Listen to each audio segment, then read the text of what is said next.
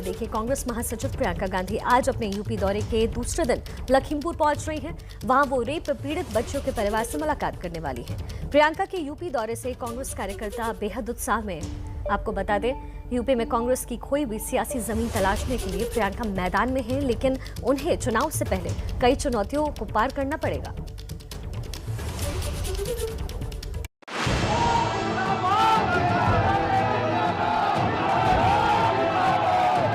UP विधानसभा चुनाव से पहले कांग्रेस महासचिव प्रियंका गांधी ने मोर्चा संभाल लिया है। लखनऊ पहुंचने के बाद से वो लगातार एक्शन में है और उनकी मौजूदगी कांग्रेस कार्यकर्ताओं में उत्साह भर रही है। आज उनका काफिला लखीमपुर खीरी पहुंच रहा है। लखीमपुर खीरी में बीते दिनों 3 बच्चियों से रेप का मामला सामने आया था। कांग्रेस पार्टी ने इसे मुद्दा भी बनाया था। अब पीड़ित परिवारों से प्रियंका मुलाकात करने जा रही है। लखनऊ वापस लौटने के बाद प्रियंका गांधी अमेठी और रायबरेली के ब्लॉक कांग्रेस अध्यक्ष से मुलाकात करेंगी। उसके बाद भर्ती घोटाले, रुकी हुई भर्तियों, प्रतियोगी छात्रों, बेरोजगार मंच के पदाधिकारियों के साथ बैठक करेंगी। इस सारी कवायद का मकसद ये है कि अलग अलग मुद्दों पर यूपी सरकार को घेरा जाए। शुक्रवार को प्रियंका ने कानून व्यवस्था के मुद्दे पर योगी सरकार पर निशाना साधा। कहीं पे बम फूट रही है, कहीं पे आप हिंसा करा रहे हैं, गोली मरवा रहे हैं। क्या हो रहा है इस प्रदेश में? यूपी में कांग्रेस की खोई हुई सियासी जमीन तलाशने की प्रियंका की कवायद लोकसभा चुनाव से ही जारी है। वो लगातार यूपी के अहम मुद्दों को लेकर सरकार से सवाल करती आ रही है। अब नजर 2022 के विधानसभा चुनाव पर है, लेकिन पिछले चुनावों के आंकड़े बता रहे हैं कि कांग्रेस की राह आसान नहीं है। और आपको बता दें कि इस वक्त प्रियंका गांधी लखीमपुर खीरी के लिए रवाना हो चुकी हैं। प्रियंका गांधी का काफिला लखीमपुर खीरी की ओर रवाना हो चुका है, जहां रेप पीड़ित परिवार से मुलाकात होगी।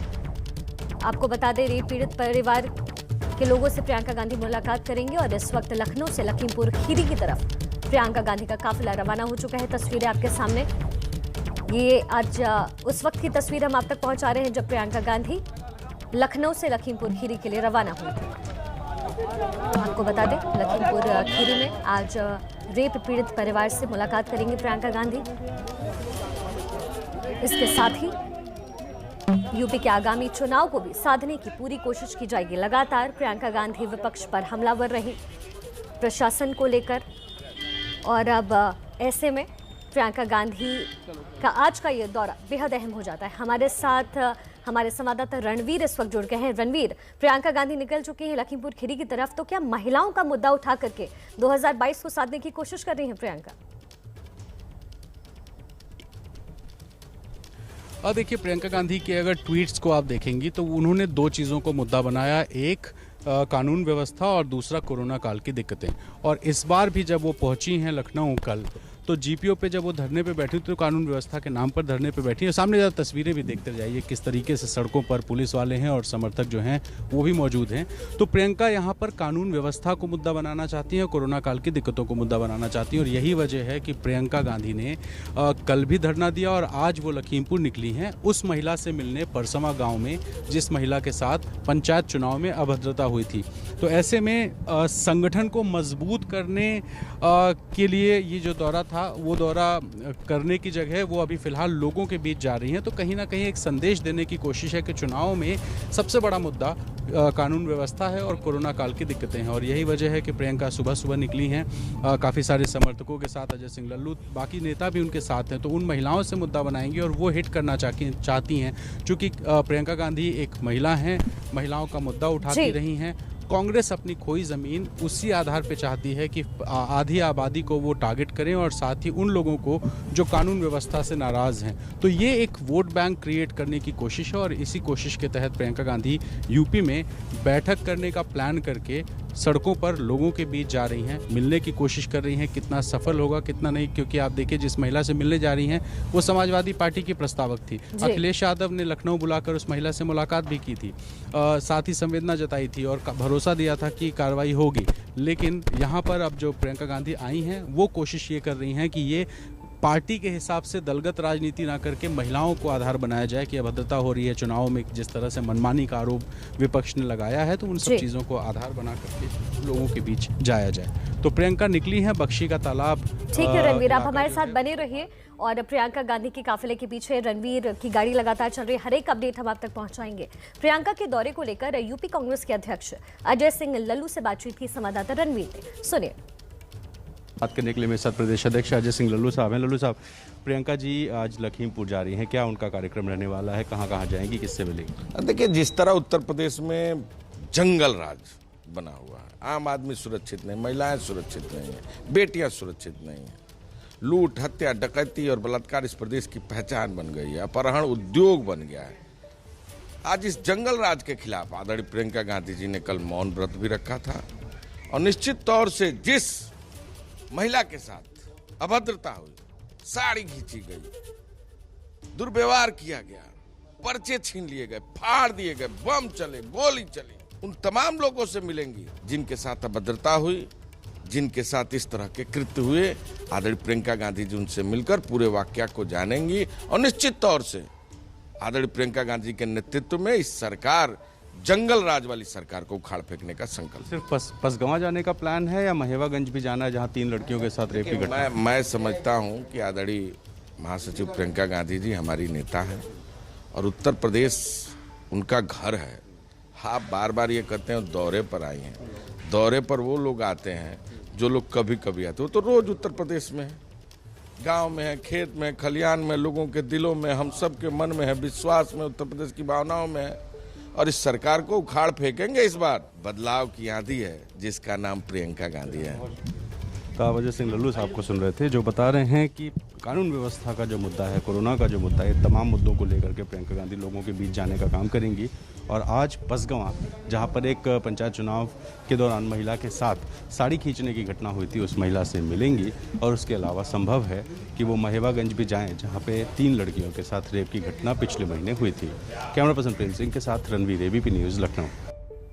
तो बदलाव की आंधी का ख्वाब लिए प्रियंका इस वक्त हैं यूपी में। प्रियंका मिशन यूपी पर हैं तो बीजेपी भी अपनी तैयारी में कोई कसर नहीं छोड़ रही।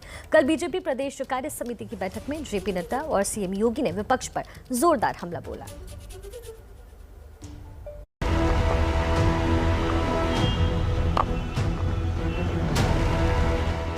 मुख्यमंत्री योगी आदित्यनाथ ने विधानसभा चुनाव के लिए एजेंडा सेट कर दिया है। जनधन योजना निराश्रित महिलाओं के लिए योगी प्रदेश कार्य समिति की बैठक में राष्ट्रीय सुरक्षा पर खुलकर बोले और विपक्ष पर जोरदार हमला कर बता दिया कि स्थानीय मुद्दों के साथ साथ राष्ट्रीय मुद्दा चुनावों में छाया रहेगा।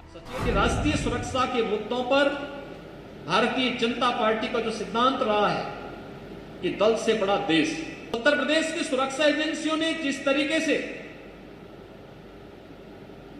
देश के खिलाफ षड्यंत्र रचने वाले आतंकी संगठनों को अपनी गिरफ्त में लिया और तब एक जिम्मेदार नेता के द्वारा ये बयानबाजी की जा रही है कि हमें उत्तर प्रदेश शासन पर और प्रदेश की सुरक्षा एजेंसियों पर विश्वास नहीं, या आखिर किस मंशा को प्रदर्शित करता है। सुरक्षा और धर्मांतरण के अलावा योगी ने आगरा में कथित पाकिस्तान समर्थक नारेबाजी का भी उल्लेख किया और समाजवादी पार्टी को जमकर घेरा। समाजवादी पार्टी के लोग आगरा में पाकिस्तान के समर्थन में नारेबाजी करते हैं तो आप स्वयं अनुमान कर सकते हैं कि देश और प्रदेश की सुरक्षा के बारे में इनके पास किस प्रकार का ब्लूप्रिंट है। कार्य समिति में योगी ने मुख्य तौर पर राष्ट्रीय सुरक्षा, पाकिस्तान, आतंकवाद, धर्मांतरण और लव जिहाद पर अपनी बात रखी। इससे पहले जेपी नड्डा ने भी कार्य समिति की बैठक में कर्फ्यू और दंगों से निजात दिलाने के लिए योगी राज की तारीफ की। अगले साल यूपी में विधानसभा चुनाव होने हैं। तो यूपी में लव जिहाद, धर्मांतरण बीजेपी का मसला है, तो इसके साथ ही कांग्रेस और विपक्ष के पास भी अपने कई सारे मसले। हमारे साथ संवाददाता रणवीर इस वक्त जुड़ रहे हैं। रणवीर, क्या इन मुद्दों को लेकर के 2022 के चुनाव को साधने की कोशिश की जा रही है, लेकिन वहां जमीनी हकीकत इस वक्त क्या है? क्या 7 के आंकड़े को कांग्रेस इन मुद्दों के साथ पार कर पाएगी? देखिए, यूपी में तमाम सारे मुद्दे हैं और बीजेपी को पता है कि लोगों के बीच जाने के लिए लोगों को बताना होगा कि योजनाओं का लाभ कैसे मिला। इसी वजह से कल कार्यकारिणी में बैठक हुई है और उसमें ये तय हुआ है कि बूथ लेवल पर जाकर के तैयार करना है। विपक्ष की बात करें तो विपक्ष जातिगत जो उनका समीकरण है उसको साधने की कोशिश कर रहा है और ख़ासतौर पे अगर कांग्रेस की बात करें तो कांग्रेस के पास चूंकि जो जातियों का एक बेस था, जो उनका काडर हुआ करता था और जातियों को मिलाता था, वो काडर कहीं ना कहीं ख़त्म हो गया।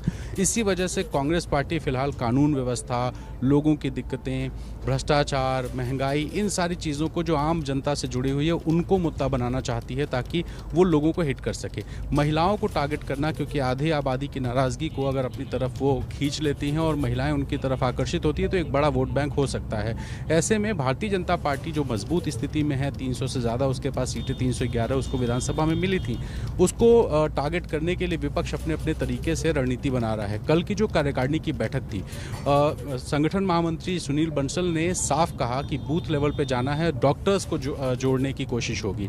हर बूथ पर 2-2 वॉलंटियर्स होंगे कि अगर कोरोना की तीसरी लहर आती है तो वॉलंटियर्स लोगों को बूथ लेवल पे मदद कर सकें। इसके अलावा जो राशन की दुकानें हैं, राशन की दुकानों में लोगों को ये बताना है कि जो सरकार की योजना है उसके तहत फ्री में राशन मिल रहा है। तो तमाम सारे जनता के मुद्दों को लेकर बीजेपी जाएगी और बीजेपी को टारगेट करने के लिए विपक्ष भी अपने तरीके से तैयारी कर रहा है। ठीक है रणवीर, आप अपनी नजर लगातार बनाकर रखिए, हम आप तक वापस आएंगे और जो ताजा अपडेट होगा दर्शकों तक पहुंचाएंगे।